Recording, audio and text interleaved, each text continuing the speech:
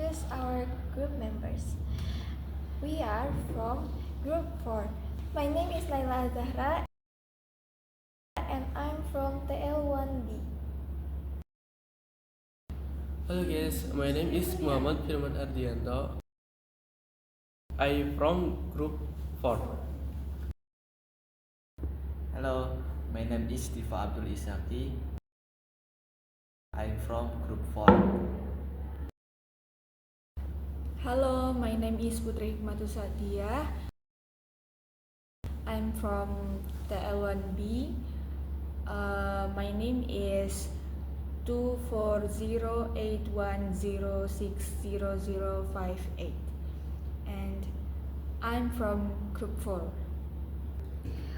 And we will talk about the environment, namely global warming.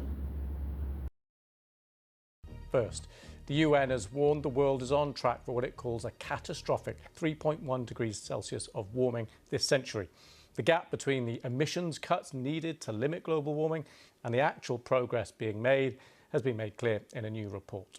The UN Environment Programme says the world is currently on track for temperature rises between 2.6 and 3.1 degrees Celsius, depending on how much the currently promised climate action is delivered. Remember, countries agreed to pursue efforts to curb temperature rises to 1.5 degrees above pre-industrial levels and well below 2 degrees. That was at the Paris climate talks back in 2015. Well, this warning comes ahead of this year's UN COP29 talks in Azerbaijan. Let's speak to our climate editor, Justin Rowlatt. Justin, just talk us through what this means. Well, as you say, this is the emissions gap, the gap between emissions as they are now and the cuts that need to be made in order to keep climate change, as much under control as we can hope for. And as you say, what it's saying is that emissions aren't falling. In fact, they're rising. They rose by over 1% last year. So that's between 22 and 2023. And they say at the current trajectory, the current course we're on, as you say, would take us to an increase in temperatures by the end of the century of between 2.6 degrees and 3.1 degrees. Now, that would be an enormous impact on the world's climate system. Remember, back in 2015 at the Paris conference, the countries of the world agreed to try and keep the rise in global temperatures to 1.5 degrees Celsius. Now, scientists say there is no safe amount of climate change, but they say that 1.5 degree limit should avoid the worst effects of the droughts, the heat waves, the floods, the sea level rise, the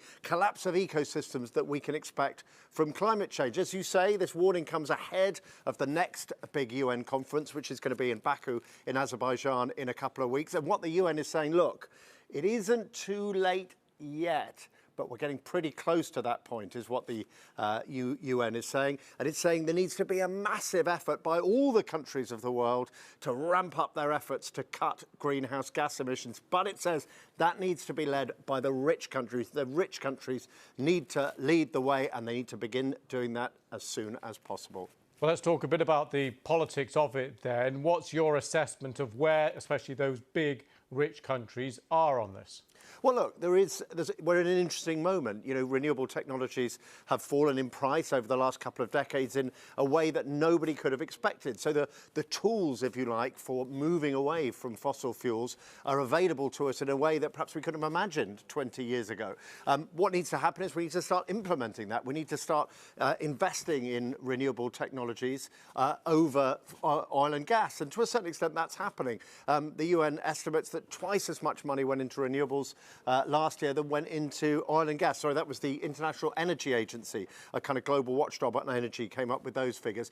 But this move to clean electricity needs to also be accompanied by a massive shift away from using fossil fuels to power the way we get around, to the way we heat and cool our homes, the way we power our industries, the way we power our cities. All of that needs to switch to electricity. So that is a huge kind of revolution in the way we do things that needs to be massively accelerated as well. And what the UN is saying is, look, this can be done and in fact could offer real opportunities to countries to build a new, cleaner industrial system that would bring jobs and wealth and prosperity to their countries. That's the kind of optimistic optimistic vision they hold out, but they say if this doesn't happen, then we could face, as you said, devastating climate change.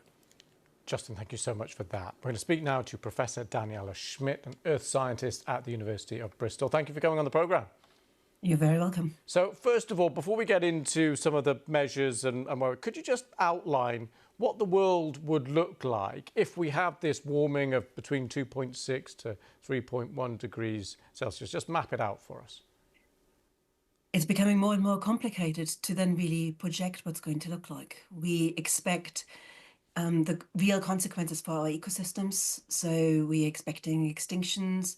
Most of our ocean would be at temperatures that never seen before in the lifetime of most of the organisms. We would be expecting floods, rainfalls. Those storms we have seen in the last months would become even stronger. And ultimately, we're expecting heats and floods to come together and droughts to come together to have real impacts on our ability to grow food for the planet. OK, and what's going wrong in your eyes? Why are we potentially heading towards that kind of scenario? As Justin just said, we have a huge amount of tools available for us to reduce our emissions and to also restore nature to help us draw down more of the CO2. The will isn't there.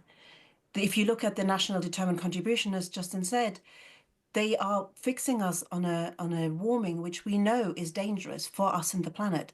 And still there's no will, no action to change housing, transport, and reduce emissions. So is this politicians or is it industries? Who's at fault? I think it's important to remember it's all of us who have to do something. But 3/4 of those emissions coming from 20 countries, from the G20 countries. So it's very clear that our way of living is putting a real, absolutely existential threat to many people in sub-Saharan Africa, in Southeast Asia, in Central America. So it's our way of living and our loss of reduction of emissions which is driving this. Professor Daniela Schmidt, thank you very much for coming on the programme. Thank you. You're welcome. Guys, what do you think about global warming? I think this is very important and urgent. Yes, agree with Firman. Naila, what do you think about global warming? I agree with Firman too. Global warming refers to the long-term increase in Earth's average surface temperature due to the accumulation of greenhouse gases in the atmosphere. These gases, which include carbon dioxide, methane, and nitrous oxide, trap heat from the sun and creating a greenhouse effect. This phenomenon leads to a gradual rise in the temperature, which can disturb natural system and weather patterns. Oh, I see.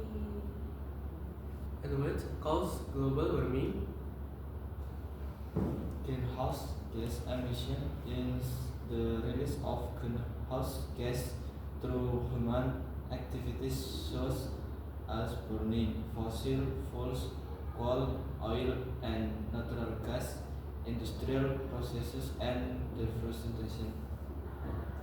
Deforestation, trees play a vital role in absorbing CO2 when forests are cut down for agriculture or urban development. This carbon stocks capacity is lost contribution to increase atmosphere CO2 levels. Agriculture producing livestock farming release significant amounts of methane and nitrous oxide, both potent carbon gas. Are the effects dangerous? Yes, of course, the effect are rising temperatures. Global average temperatures are increasing, leading to heatwave and altered weather patterns. Melting ice caps and glaciers. The polar ice caps and glaciers are melting at an alarming rate, contributing to rising sea levels that threaten coastal communities. Extreme weather events. There is an increase in the frequency and intensity of storms, droughts, and floods, resulting in economic and social challenges. Biodiversity loss.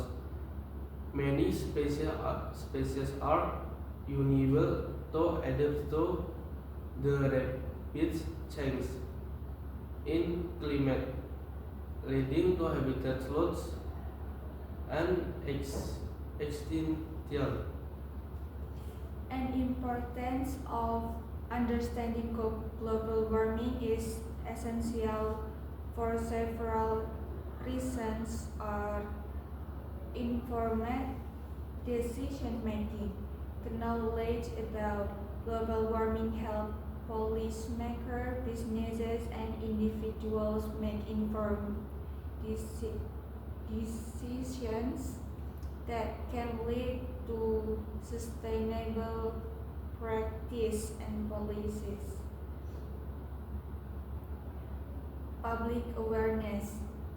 Raising awareness about the causes and consequences of global warming encourages collective action and individual responsibility in combating climate change. Adaptation and mitigation. Understanding the science behind global warming allows societies to develop strategies for adaptation to its impact and mitigation to reduce future emissions, protecting future generations by